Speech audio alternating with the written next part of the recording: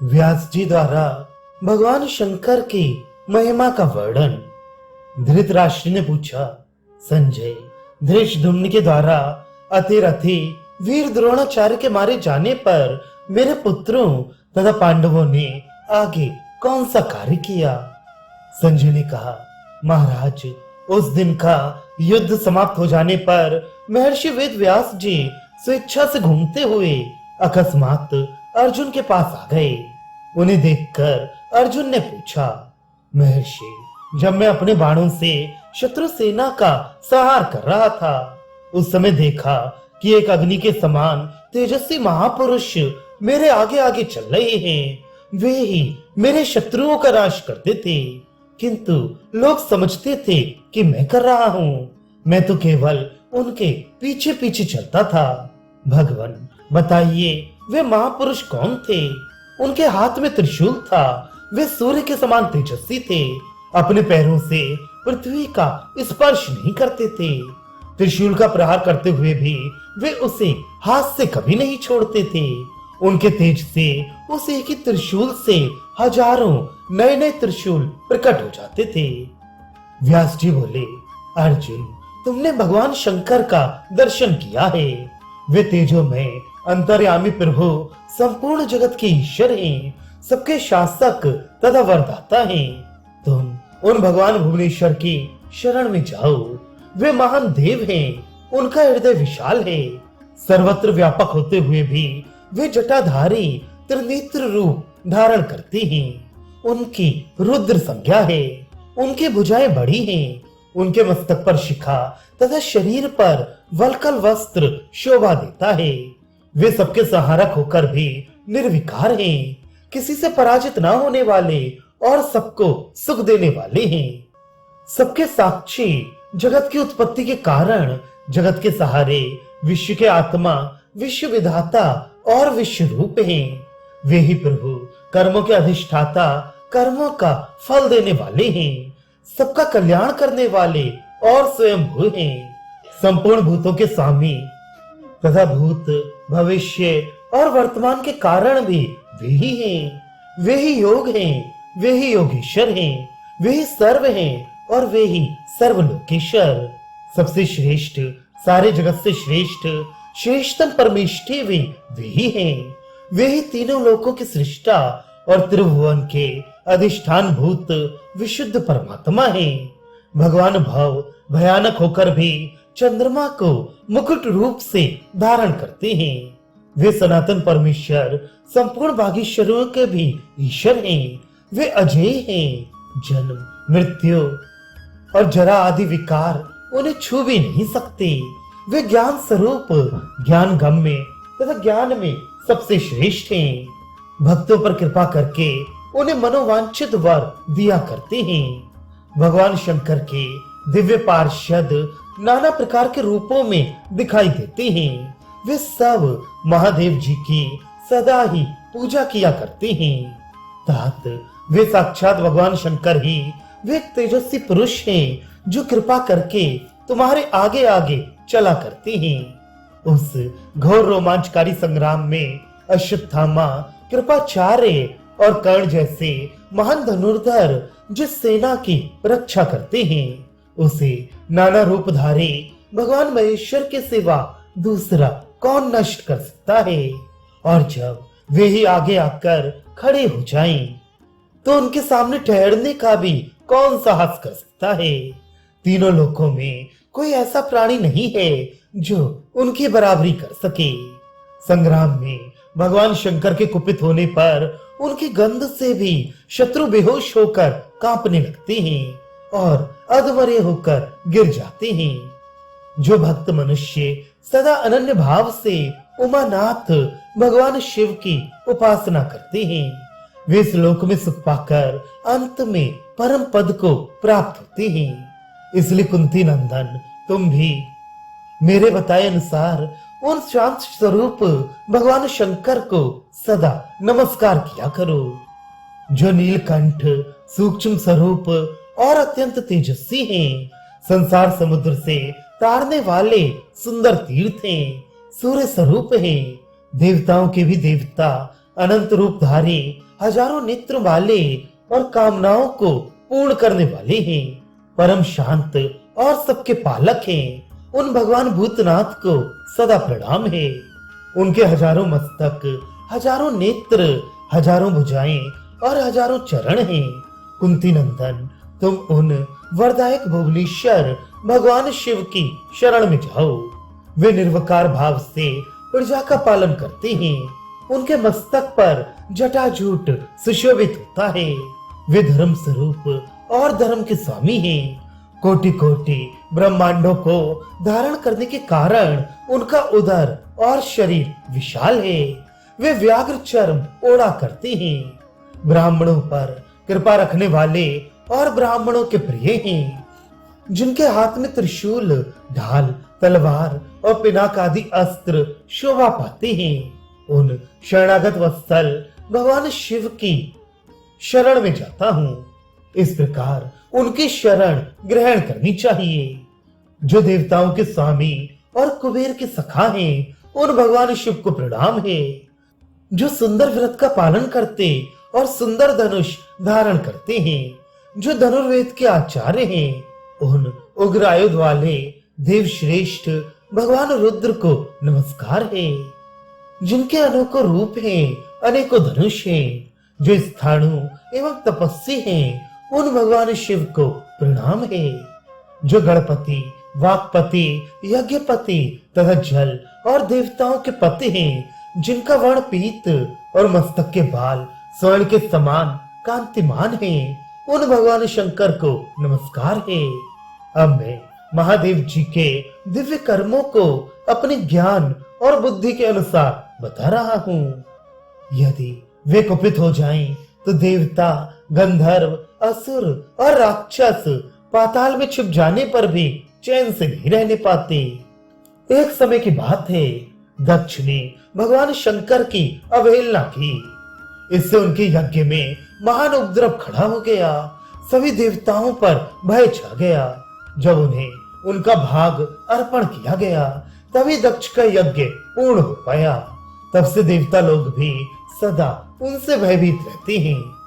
पूर्व काल की बात है, 3 बलवान असुरों ने आकाश में अपने नगर बना रखे थे। वे नगर विमान के रूप में आकाश में विचरा करते थे। उन तीनों नगरों में एक लोहे का, दूसरा चांदी का और तीसरा सोने का बना था। जो सोने का बना था, उसका स्वामी था कमलाक्ष। चांदी के बने हुए पुर में तारकाक्ष रहता था, तथा लोहे के नगर में विद्युन्माली का निवास था। इंद्र ने उन पुरों का भेदन करने के लिए अपने सभी अस्त्रों का प्रयोग किया, पर वे कृतकार्य न हो सके।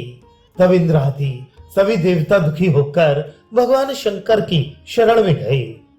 वहां पहुंचकर उन्होंने कहा, भगवान, इन त्रिपुर निवासी दैत्यों को ब्रह्मा जी ने वरदान दे रखा है।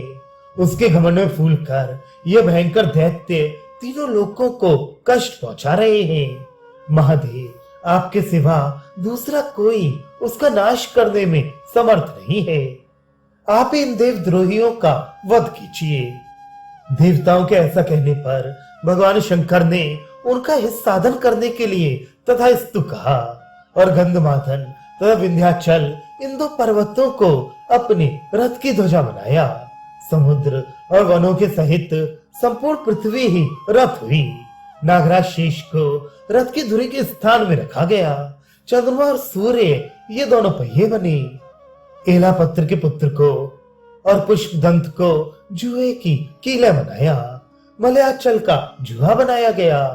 तक्षक नाग ने जुआ बांधने की रस्सी का काम दिया। प्रतापी भगवान शंकर ने संपूर्ण प्राणियों को घोड़ों के बागडोर में सम्मिलित किया। चारों वेद रथ के 4 घोड़े बनाए गए। उपवेद लगाम बने। गायत्री और सावित्री का पगहा बना। ओमकार चाबुक हुआ और ब्रह्मा जी सारथी। मंदराचल को गांडीव धनुष का रूप दिया गया और वासुकी नाग से उसकी प्रत्यंचा का काम लिया गया। भगवान विष्णु हुए उत्तम बाण और अग्निदेव को उसका फल बनाया गया। वायु को बाण की पांख और व्यवस्थित यम को पूंछ बनाया गया। बिजली उस बाण की धार हुई, मेरु को प्रधान ध्वजा बनाया गया।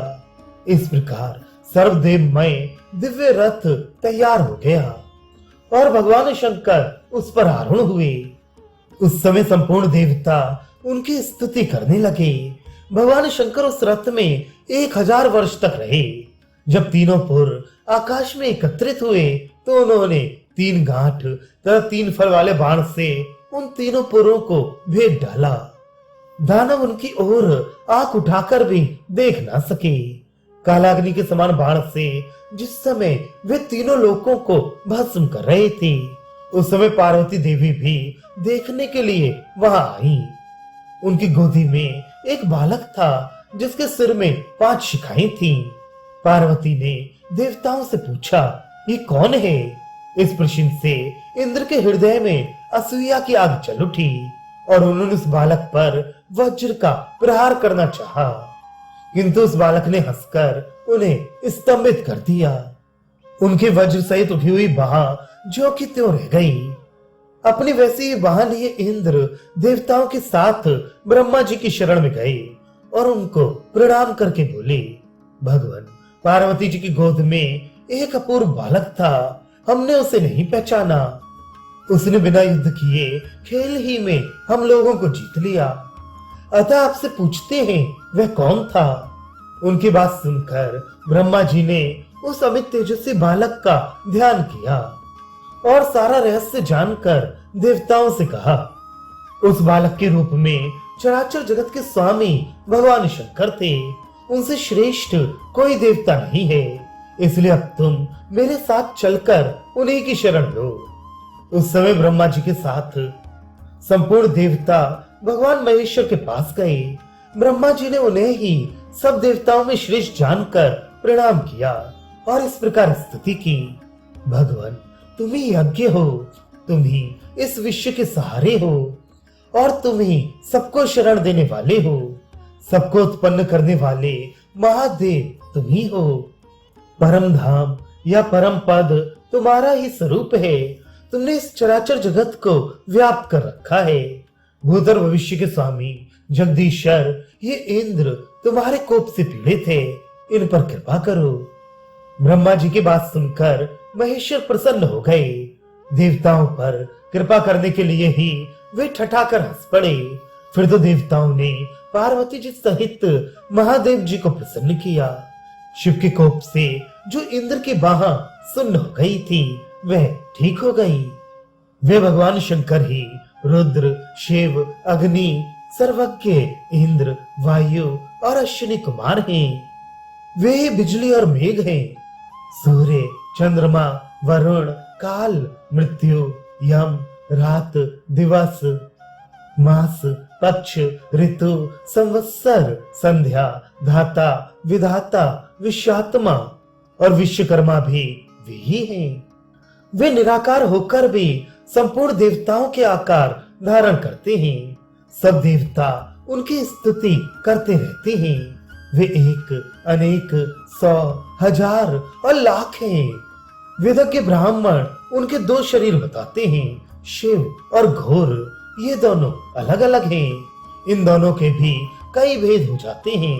उनका घोर शरीर अग्नि और सूर्य आदि के रूप में प्रकट है तथा सौम्य शरीर जल, नक्षत्र एवं चंद्रमा के रूप में। वेद, वेदांग, उपनिषद, पुराण तथा अध्यात्म शास्त्रों में जो परम रहस्य है वह भगवान महेश्वर ही है। अर्जुन, ये है महादेव जी की महिमा। इतनी ही नहीं, वे अत्यंत महान तथा अनंत हैं। मैं 1000 वर्ष तक कहता रहूं तो भी उनके गुणों का पार नहीं पा सकता। जो लोग सब प्रकार की ग्रह बाधाओं से पीड़ित हैं और सब प्रकार के पापों में डूबे हुए हैं, वे भी यदि उनकी शरण में आ जाएं, तो वे प्रसन्न होकर उन्हें पाप ताप से मुक्त कर देते हैं तथा आयु, आरोग्य, ऐश्वर्य, धन और प्रचुर भोग सामग्री प्रदान करते हैं। महाभूतों के ईश्वर होने के कारण उन्हें महेश्वर कहते हैं। वेदों में भी इनकी शतरुद्रीय और अनंत रुद्रीय नाम की उपासना बताई गई है। भगवान शंकर दिव्य और मानव सभी भोगों के स्वामी हैं। संपूर्ण विश्व को व्याप्त करने के कारण वे ही विभु और प्रभु हैं। शिवलिंग की पूजा करने से भगवान शिव बहुत प्रसन्न होते हैं। यद्यपि उनके सवर नेत्र हैं, तथापि एक विलक्षण अग्निमय नेत्र अलग भी है जो सदा प्रज्वलित रहता है। वे सब लोकों में व्याप्त होने के कारण सर्व कहलाते हैं। वे सबके कर्मों में सब प्रकार के अर्थ सिद्ध करते हैं तथा संपूर्ण मनुष्यों का कल्याण चाहते हैं, इसलिए उन्हें शिव कहते हैं। महान विश्व का पालन करने से महादेव, स्थिति के हेतु होने से स्थाणु और सबके उद्भव होने के कारण भव कहलाते हैं। कपि नाम है श्रेष्ठ का और वृष धर्म का वाचक है। वे धर्म और श्रेष्ठ दोनों हैं, इसलिए उन्हें वृषा कपि कहते हैं। अर्जुन, जो तुम्हारे शत्रुओं का संहार करते हुए देखे गए थे, वे पिनाकधारी महादेव जी ही हैं। जयद्रथ वध की प्रतिज्ञा करने पर श्री कृष्ण ने स्वप्न में गिरिराज हिमालय के शिखर पर तुम्हें जिनका दर्शन कराया था, वे ही भगवान शंकर यहाँ तुम्हारे आगे आगे चलते हैं, जिन्होंने ही वे अस्त्र दिए जिनसे तुमने दानवों का संहार किया है। ये भगवान शिव का शतरुद्रीय उपाख्यान तुम्हें सुनाया गया है। ये धन, यश और आयु की वृद्धि करने वाला है, परम पवित्र तथा वेद के समान है। भगवान शंकर का ये चरित्र संग्राम में विजय दिलाने वाला है। इस शतरुद्रीय उपाख्यान को जो सदा पढ़ता और सुनता है तथा जो भगवान शंकर का भक्त है, वह मनुष्य सभी उत्तम कामनाओं को प्राप्त करता है। अर्जुन, जाओ युद्ध करो, तुम्हारी पराजय नहीं हो सकती, क्योंकि तुम्हारे मंत्री, रक्षक और पार्श्ववर्ती भगवान श्री कृष्ण हैं। संजय कहते हैं, महाराज पराशर नंदन व्यास जी अर्जुन से ये कहकर जैसे आए थे वैसे ही चले गए। वेदों के स्वाध्याय से जो फल मिलता है, वही इस पर्व के पाठ और श्रवण से भी मिलता है। इसमें वीर क्षत्रियों के महान यश का वर्णन किया गया है। जो नित्य से पढ़ता और सुनता है, वह सभी पापों से मुक्त हो जाता है। इसके पाठ से सुयश की प्राप्ति होती है तथा शेष दो वर्णों को भी पुत्र पौत्र आदि अभीष्ट वस्तुएं उपलब्ध होती हैं।